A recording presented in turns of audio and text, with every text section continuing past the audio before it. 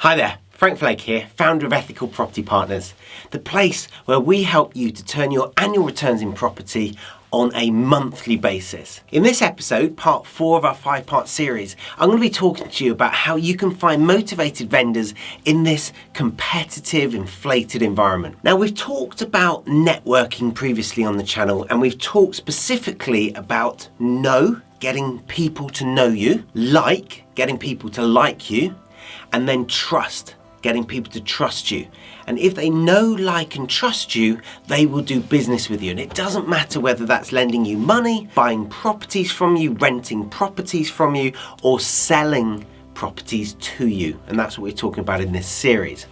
So how can you do that in the modern world? Well, some of our partners are having massive success using social media. Now, you will already be on certain social media channels. You might be spending time on Twitter, you might be spending time on Facebook, LinkedIn, Instagram, TikTok. It doesn't matter which channel it is. All it is an extension of your physical network of people. So when I talk on the channel about having your 30-second elevator pitch ready to explain what you do when someone asks, it's the same thing whether you bump into someone at the school gate, whether you bump into someone at a Christmas party, or whether you bump into someone online. So how do you let people know what you do so that they know to get in touch with you when they have a problem with their property or when one of their friends has a problem with their property? Well, it's as simple as letting them know how you help people. So the way that some of our partners have done this is they've got into the habit, and we generally recommend once a week. Now, it does depend on how often you post anyway. If you only post once a fortnight, starting to post once a week additionally on top of that, all about your property business, is perhaps going to be a little bit of overwhelm for your social media contacts. But if you regularly post anyway, maybe you're sending an update once every other day, 3 times, 4 times a week, something like that, slipping in maybe 1 in 5 posts, 1 in 10 posts about your property business is a brilliant way of letting people know what you do. Now, I suggest that you actually let everyone know how you can help people. I wouldn't do this specifically for vendor marketing because a lot of your friends, family, their contacts, their business associates, everyone that you're connected with may well not be a vendor, but they might be an interested investor, or they might be an interested money lender, or they might be an interested purchaser of properties from you, as well as potentially being property sellers. So what I recommend is you decide how often you're going to post. Maybe it's 1 post a week, maybe it's 2 posts a week about property. And what you want to do is you want to explain in story form how you've come about having this property. And the way that I have seen it done most successfully is to be open and transparent, proud almost, about how you feel about this property. So let's just say you've just purchased a property and you're really excited about purchasing the property. It's a great idea to say, look at this property, do a selfie, Facebook Live or something, saying, this is the property I've just bought, I'm so excited, this is my 5th property ever, this is my 1st property ever, it's me and my business partner, here's Fred, my business partner, look at this property, there's a lot for us to do, we're expecting to do this and this and this and this. I'll update you when we've done it, but stick a comment below to give you support, something like that, just to share your journey with people.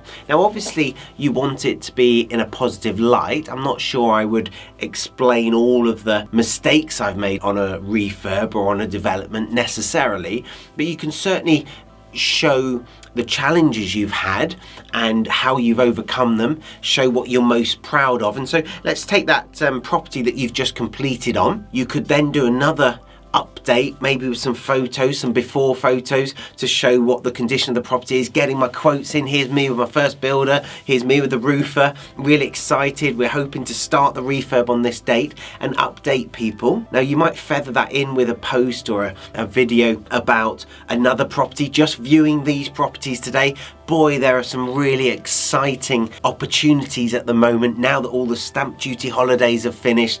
People have stopped focusing on Christmas and have started deciding to sell their properties, etc. And what you're doing is you're sharing your journey. Now, the problem most people have with social media marketing, and that's what you're doing organic social media marketing. At this stage, I wouldn't recommend you do paid advertising. I think it has a very different aura about it, a very different image, and it's also very hard to get right. So my suggestion is at this stage, you post organically to the people that already know you. And I wouldn't start befriending and connecting with property people, because property people are not your target market. Property people are going to know what to do with their problem properties. Property people are already buying properties below market value, etc. So you don't want to connect with a load of those people, and they're also not that likely to support your journey necessarily. They're more likely to be critical of, oh, did you not know you were supposed to be doing X, Y, Z? Oh, have you thought of this rule? Have you considered building regulations, etc.? You don't really want that critique on your posts.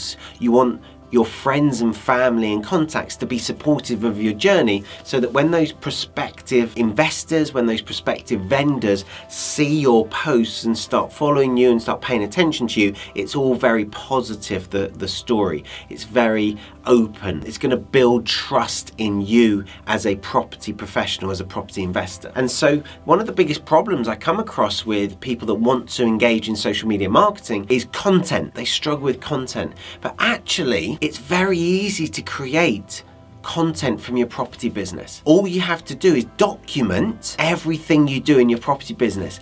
And what you can do is you can use an app like Clockify. Clockify is a way of tracking your time in your business. So you can have it on your phone, you can have it on your desktop. Every time you do something, you click on Clockify and say what you're doing, and it tracks your time. It's brilliant for time management, time efficiency exercises as well, but I'll cover that in another video. But what it will do is it will give you a list of everything you do in a given week, and those are your topics for your social media posts. So it could be something as mundane as saw an amazing property on Rightmove, it's been on the market for 9 months, send the vendors a direct letter offering to buy their property from them. Really excited about finding it. Here it is on Rightmove. You might blur it out, etc. Now I'm going to jump onto Land Registry and pull up the details. I can't believe it's only £3. Here's the letter. I'm folding the letter and I'm taking it to the post box. I'll let you know how I get on. That's like a 5-minute job, but could easily be a 10-minute post or a 5-minute post for one of your 1 or 2 posts per week. So then you could say, I've had a response from the letter that I sent. I'm so excited. Let's see what they say. Oh, it's a no. Never mind. I know that if I send 100 of these, I'll get a deal. So I'll keep you posted on the next person that says yes. Or I'm going to view some properties today, or I'm going to an auction today, or a picture of you with a map of the area. I'm plotting out my gold mine area today, or I'm walking the street today looking for properties that are marketed by vendors rather than by estate agents. Whatever you do, you're delivering leaflets, you're going to the post office to get your advert, you are recording an advert that you're going to put on the radio. Really excited to be sat in my studio today, or really excited my microphone's turned up because I'm going to do my radio advertising, etc. So you kind of just document what you're doing. If you're not doing as many deals as you'd like to be doing, it's because people don't know that you can help them. Did you know that last year 306,000 transactions fell through? They were sale agreed and then they fell through. That means that in your county, if you live in England or Wales, this is 7,600 transactions fell through last year. That's over 500 transactions a month in your county. How many of those do you need? 1, 2, 3 a month? What are your goals? And so all you've got to do is let those 500 people every month who are dead set, they're committed to selling their house, they need to sell their house in many circumstances. All you've got to do is let them know that you exist and you can step in and help. I spoke to an agent, actually, quite unusual for me to speak to agents, on Saturday about a property where the sale was agreed in April last year, I'm recording this middle of February 2022, this sale was agreed in April 21. That's 10 months ago. Crazy. And they're still trying to complete the sale. And he said, Frank, what would you offer on this? I told him it was about 100 grand less than the current agreed price. He said, I think if this doesn't go through in the next 2 weeks, the vendors may well come back to you. There are motivated vendors all over the place, even in this buoyant market. There are motivated vendors everywhere. They just don't know about you. So if you get into the habit of letting people know that you're in property, that you can solve complicated property transactions, that you can buy quickly, you will have people start to contact you. True story, happened in just the last few weeks. I went to one of my boys' after school clubs. The person that runs the club came to me and said, my parents need to sell their house, Frank. I know that you're involved in property. Can I outline the problem? He outlined the problem. It was a tricky one. I spent about 10-15 minutes with him. We decided to have a cup of tea. And whilst the kids are in their club, had a cup of tea, 10-15 minutes. I solved his problem for him. I am now looking to buy his parents' property. May not happen, but that's not the point. The point is, I have now got the opportunity to buy that property. I've given them a solution, and if they decide to take me up on it, I'll go and meet with them. I'll speak to his parents. I'll meet with him, meet with his siblings as well, and we'll decide whether my suggested solution is a good solution for them. But that's a deal that could easily earn me 6 figures, easily. Now, it wouldn't have been possible if that guy that runs that after school club didn't know what I do. And the way that people can find out, one of the ways that they can find out what you do is through social media. And so my suggestion is start letting people know what you do. Every part of your business. So excited, I've moved this couple in. Here's a picture of them. I gave them a bottle of wine. I love property because you give people a home whilst making a brilliant return on your investment. I can't believe that I only put £20,000 into this property and it's actually making me £1,000 a month. That means that in just 20 months, I'm gonna have my money back and I can go again. Woohoo! I love the returns I get from property. A post like that is gonna make everyone with £20,000 think, I wanna have a chat with this person. I wanna get to know you. How do you do that? Can we have a coffee? And all of a sudden you start getting those inquiries, you get those direct messages. I'm interested in this, let me know. I started posting on my personal Facebook page. I've stopped now, it's too labor intensive for me, but I did it for a while about my franchise and how I was growing my franchise. I had friends in other countries contacting me. One guy in particular in Portugal said, Frank, I love what you're doing. How can we bring this to Portugal? Now, it didn't come off. We couldn't make the numbers work, etc. But I had the opportunity to sell the rights of EPP to Portugal because I posted on my own personal Facebook page. Now, I don't have thousands and thousands and thousands of people that I'm connected to, but it shows that that small network actually, because it's not just them that sees your post, it's also people beyond them that can see that post. It is powerful, guys. Social media is a powerful way of getting your message out there. And some of the partners on the EPP partnership are making serious money from just regularly posting about what they do. Hope you enjoyed this episode. If you would like to get our episodes first, hit the notification bell, click the subscribe button, and you will be told by YouTube, that's how clever this is, each and every time we release an episode on our Tuesday release date. Every Tuesday we release a video to you guys to help you on your property journey. If you would like to help us grow the channel, then I would love for you to say thank you by hitting the share button and sharing this with someone who you think might value learning about sophisticated property investing techniques. And I'd like to give a quick shout out to Jim, who I know will be watching this because he's eagerly awaiting episode 4.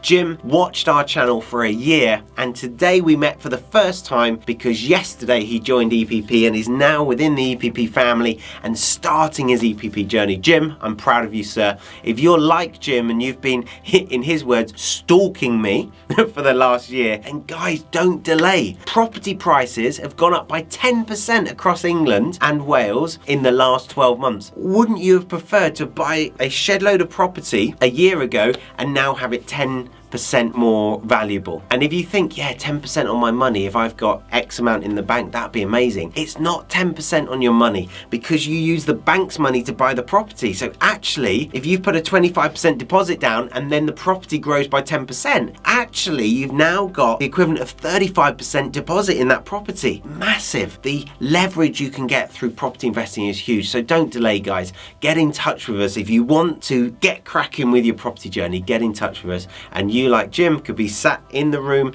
It was 20 or so of us this morning. We went out to see a property, critiqued a real life deal and walked around the property, worked out what works to do on it, worked out how to maximize the opportunity. And then we spent all afternoon with a SaaS expert explaining how we can tap into our pensions and use those to invest in commercial property and how we can loan them to our companies to buy resi property and then loan it back. Clever stuff from people who are actually doing this on a daily basis.